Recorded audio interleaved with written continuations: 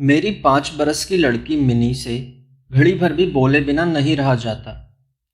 एक दिन सवेरे सवेरे बोली, बाबूजी, रामदयाल दरबार है ना, वह काग को कौआ कहता है। वह कुछ जानता नहीं ना बाबूजी। मेरे कुछ कहने से पहले ही उसने दूसरी बात छेड़ दी।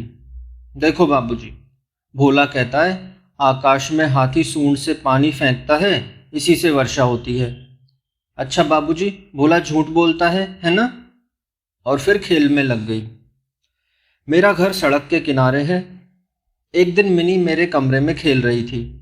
अचानक वह खेल छोड़कर खिड़की के पास दौड़ी गई और बड़े जोर से चिल्लाने लगी, काबुली वाले, ओ काबुली वाले। कंधे पर मेवों की झोली लटकाए, हाथ में अंगूर की पिटारी लिए एक लंबा सा काबुली धीमी चाल से सड़क पर चला जा रहा था। जैसे ही वह मकान की ओर आने लगा, मिनी जान लेकर भीतर भाग गई। उसे डर लगा कि कहीं वह उसे पकड़ ना ले जाए। उसके मन में यह बात बैठ गई थी कि काबुली वाले की झोली के अंदर तलाश करने पर उस जैसे और 2-4 बच्चे मिल सकते हैं। काबुली ने मुस्कुराते हुए मुझे सलाम किया। मैंने मिनी के मन से डर दूर करने के लिए उसे बुलवा लिया।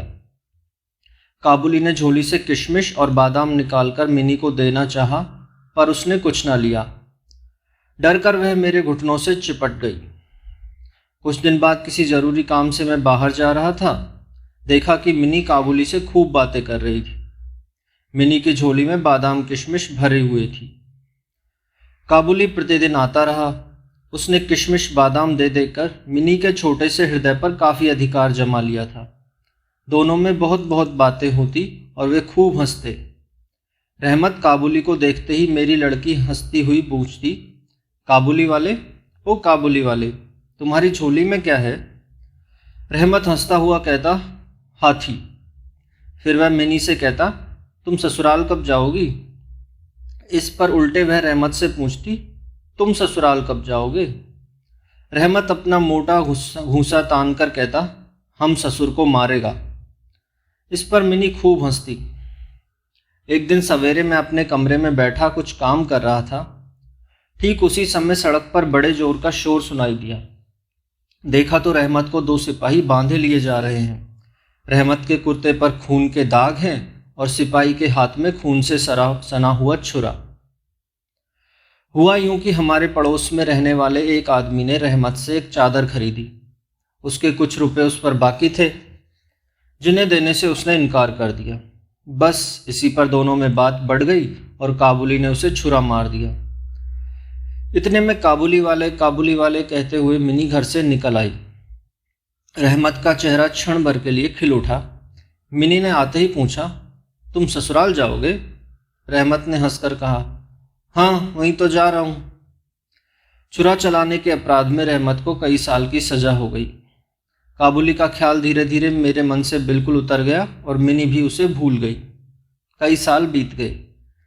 आज मिनी का विवाह है। मैं अपने कमरे में बैठा हुआ खर्च का हिसाब लिख रहा था। इतने में रहमत सलाम करके एक और खड़ा हो गया। पहले तो मैं उसे पहचान ही ना सका। अंत में उसकी ओर ध्यान देखकर पहचाना कि यह तो रहमत है।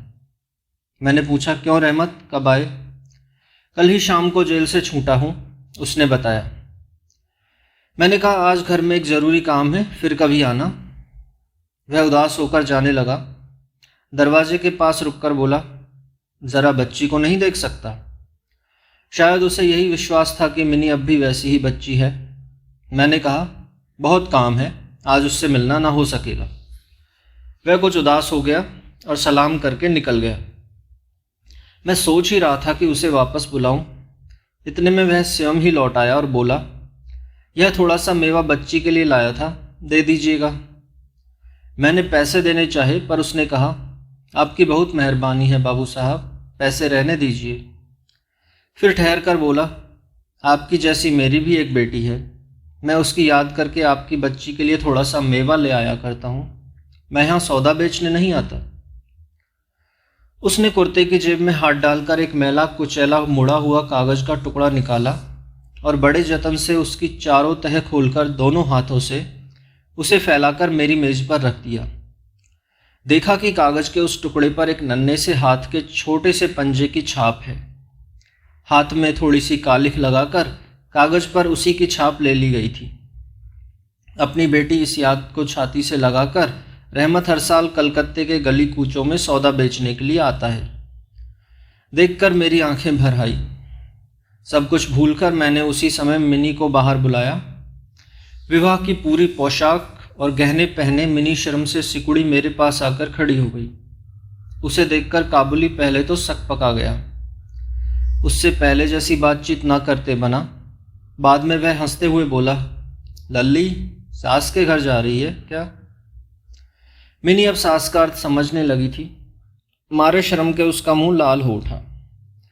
मिनी के चले जाने पर एक गहरी सांस भरकर रहमत जमीन पर बैठ गया। उसकी समझ में यह बात एकाएक स्पष्ट हो उठी कि उसकी बेटी भी बड़ी हो गई होगी। इन 8 वर्षों में उसका क्या हुआ होगा कौन जाने। मैंने कुछ रुपए निकालकर उसे हाथ में रख दिए और कहा, रहमत तुम अपनी बेटी के पास देश चले जाओ।